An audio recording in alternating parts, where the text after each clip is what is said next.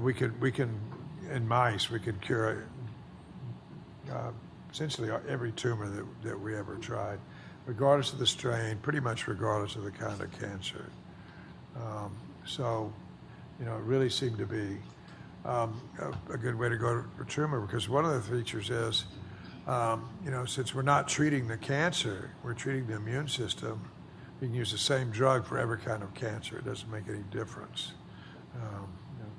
There is a limitation to that I get to in a moment, but so that's one of the big strengths of it, is you're not targeting the cancer cell. It was also, as it turns out, a big weakness when I went around talking to companies and said, it's a cure for cancer. They said, well, how the hell are you going to cure cancer when you're not doing anything to the cancer cell, And so it took years, literally, to convince people that it would work. Anyway, we teamed up with Medarex eventually, who had a wonderful technology where they had mice whose antibody genes had been replaced by humans, so you could get an antibody ready to go in the clinic right out of the mice. We made an antibody called ipilimumab. Later, BMS teamed up with Medarex and finally acquired it. But anyway, it's a fully human antibody to CTLA-4. Early trials, including the one I showed you in melanoma, and other cancers such as prostate, kidney, bladder, other ones, showed responses in those kinds of cancer too. So that fulfilled our idea that it could work against many different types of cancer. But, whoops. But it turned out in people there were adverse events, and you'll hear a little bit about this from Linda later, but we'd never seen this in mice, or we'd never saw it in monkeys, cynomolgus monkeys. So this was something new that came out completely unpredictable when we started treating humans. Most of the adverse events are itises, colitis with anti-CTLA-4, pneumonitis with PD-1. So I'll come back to it in a moment.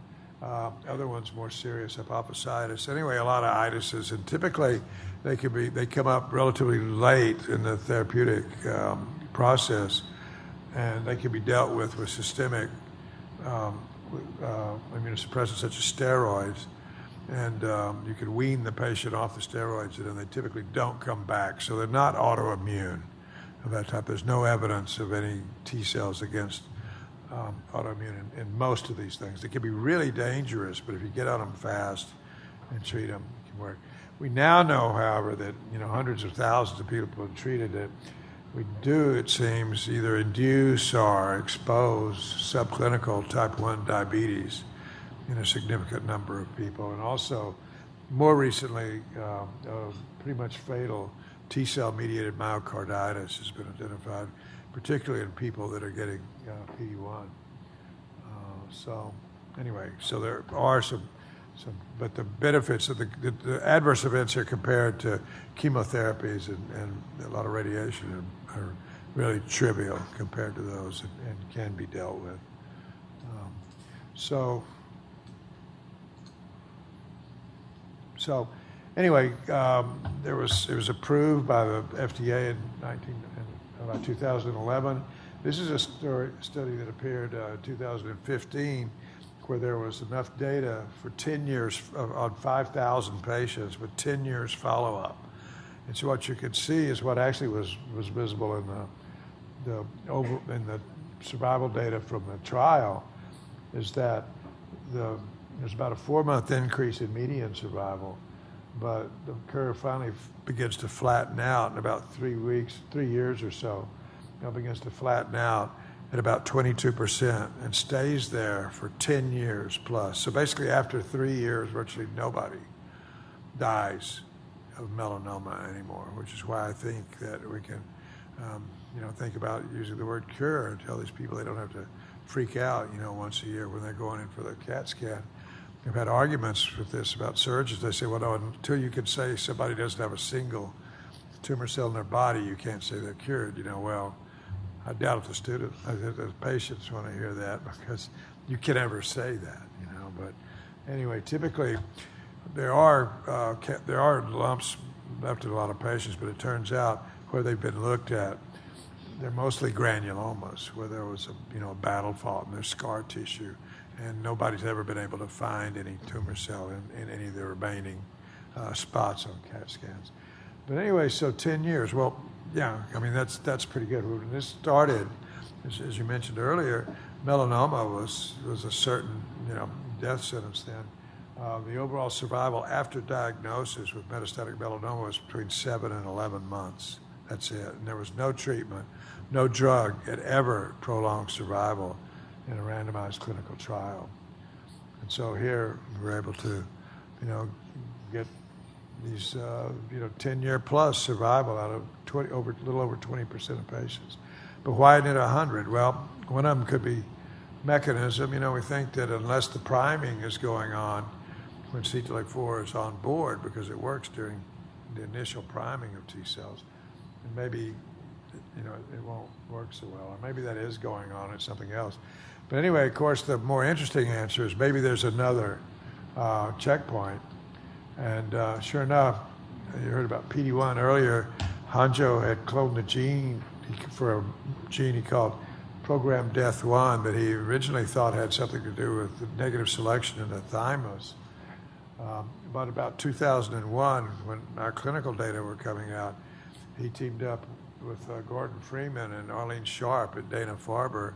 They identified the expression column 2 ligands for PD-1, PD-L1 and PD-L2, and showed that it was another checkpoint. Okay, and so it quickly went into trials given the success of IPI. And I don't want to get into this too much right now, but anyway, it's very different from CTLA-4. One is that it doesn't work in priming. It works on terminally differentiated effector cells, CD8s mostly, that when they come, if they're tumor specific, they come near a tumor, they make gamma interferon. And what Li Ping Chen showed a long time ago is that many tumor cells in response to gamma interferon can put up this thing.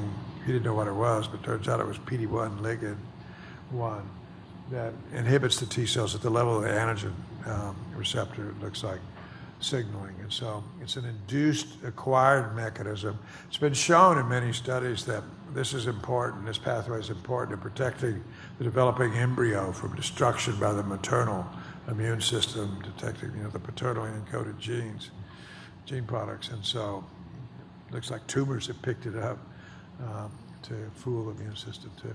Anyway, this is just a phase 1 that came out. You can see really good response rates in melanoma, non-small cell lung cancer, renal cancer, not any in colorectal cancer, carcinoma, except we know now that a subset of those that have defects in DNA damage repair, because they have a lot of mutations, do respond. Also, no responses in castrate-resistant prostate cancer. And I don't have time to talk about it today, but we've figured out why that is and have a combination trial running now that I think we've got a lot of hope for.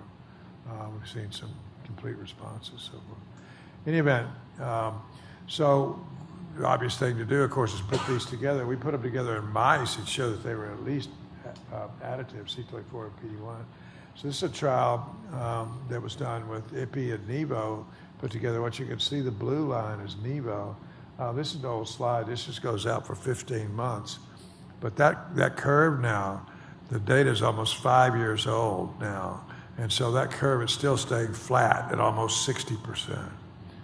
And so with the 2 of these drugs then, now it looks like if this holds for the 10 years, which it should, given the ipilimumab results, then 60% of metastatic melanoma patients who, when we started this work, had nothing, 60% of them have a chance of, pretty durable responses. So that's the best case. I wish I could tell you we were there in a lot of other stuff, but we're really not, although it has been. This is a partial list. I can't keep up. There's a new approval every 2 weeks or so, but now you see melanoma, a bunch of different forms of melanoma. There are about 7 anti-PD-1 antibodies in development now.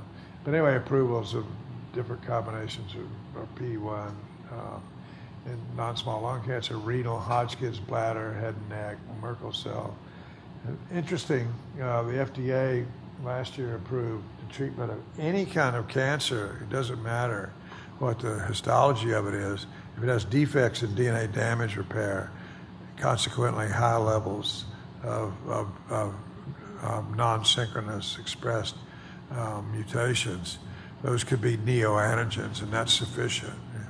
of a simple test, no matter what kind of cancer, if you have defects in DNA damage repair, you can get PD-1. And that's going to be extended to CPLA4 pretty soon. Anyway, GI cancers, hepatocellular, anyway, it goes on and on. But notably absent is glioblastoma and pancreatic cancer. I'd like to say we were making some progress on those. It looks like there's some promising data out of the University of Pennsylvania with pancreatic cancer. We'll see. There's a lot of labs working very hard on this. So